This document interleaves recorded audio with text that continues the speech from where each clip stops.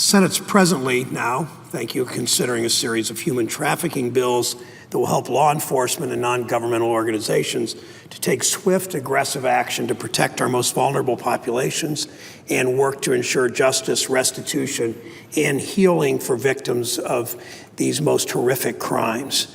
Human trafficking, modern-day slavery, is not a vestige of the past. It's an evil present here and now. Children and young adults are being bought and sold in our backyard. This problem knows no borders. It's happening in communities across Ohio. It's a particular problem in Toledo, Northwest Ohio, where several north, south, and east-west highways come together. It's difficult to even obtain accurate information on this depraved crime that happens in the shadows, but we know as many as 17,000 individuals may be trafficked into our nation each year, and some estimate that as many as 100,000 American children may be victims of trafficking within the United States each year. The Justice for Victims of Trafficking Act would give the Department of Justice additional tools to help victims and to crack down on this crime. It would enhance services for victims of human trafficking. It would expand victim restitution, as well as provide additional resources to law enforcement to help improve human trafficking reporting and investigations. There is bipartisan and bicameral support for the tracking provisions of this bill. It's a bill about human trafficking. We should not let it become a fight about abortion. I hope my colleagues on the other side of the aisle will agree with this and strip out the Hyde language that has become such a point of controversy. I know reasonable people can disagree about the Hyde Amendment, but now is not the time or the place to debate it. There's agreement, broad, wide, deep agreement on the need to address trafficking. Americans from all walks of life have come to us asking that we do something. We can and we should. These new tools will be essential in assisting the Department of Justice, which has made combating trafficking a priority. I'd like to commend Attorney General Holder for his leadership on this issue. Under his management, DOJ's commitment to preventing human trafficking and bringing these criminals to justice has never been stronger. The Attorney General that has really stepped up on this.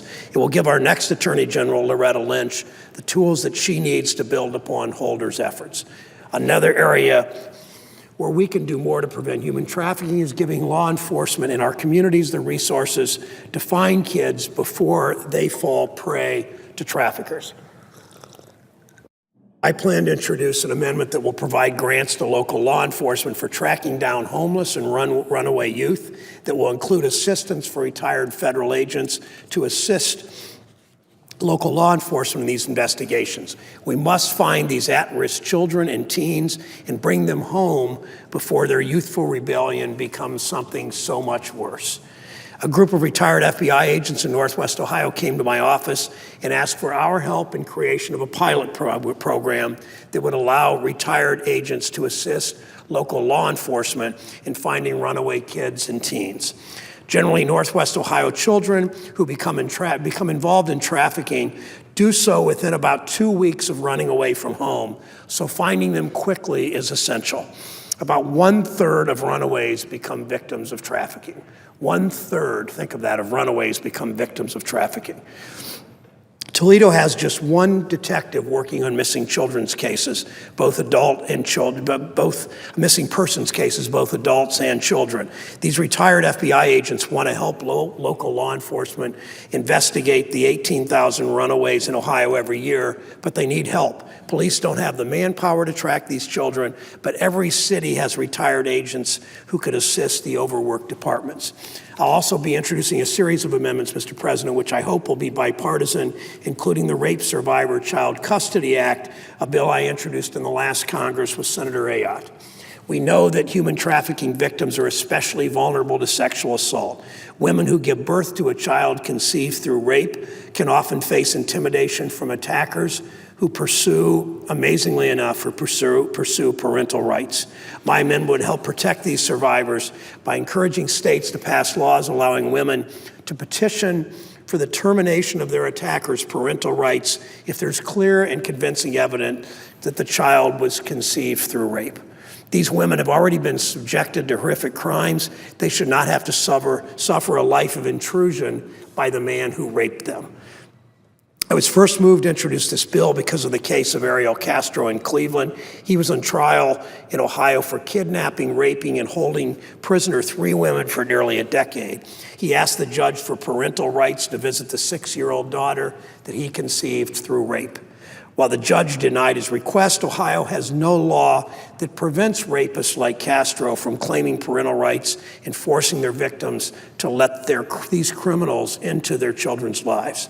I hope this law encourages Ohio and other states to pass laws making it clear to anyone that anyone who commits such a terrible act forfeits any rights to parent a child he forced on his victim. This amendment will help protect rape survivors, ensuring their right to care for their children free from fear. Senators Klobuchar and Corker and Leahy also have their own bills that they plan to offer as amendments that will help us work to stamp out this terrible crime. Finally, I'd like to commend those in my state who have helped lead the way on this issue. There's a history of strong bipartisanship on this issue that cuts across all ideological lines. State Representative Teresa Feder helped lead a successful fight for passage of the Safe Harbor Bill in the Ohio legislature 3 years ago. Dr. Celia Williamson, a professor of social work at the University of Toledo, is recognized nationally and even internationally as a leader in human trafficking research and activism. She's been a tremendous force on this issue. With her help and leadership, the University of Toledo just established a Human Trafficking and Social Justice Institute.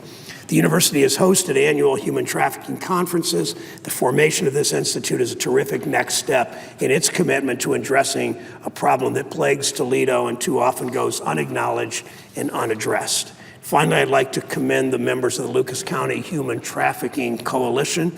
Has a very diverse membership, has worked for several years to better coordinate and provide services to victims. Human trafficking is a problem that knows no borders. It, of course, knows no political party. I hope we can continue to work together to combat this awful epidemic. I hope we'll be able to work through our issues to resolve the issues with the Hyde Amendment language. We must take swift and aggressive action to prevent these crimes and work to ensure justice and restitution and healing for its victims.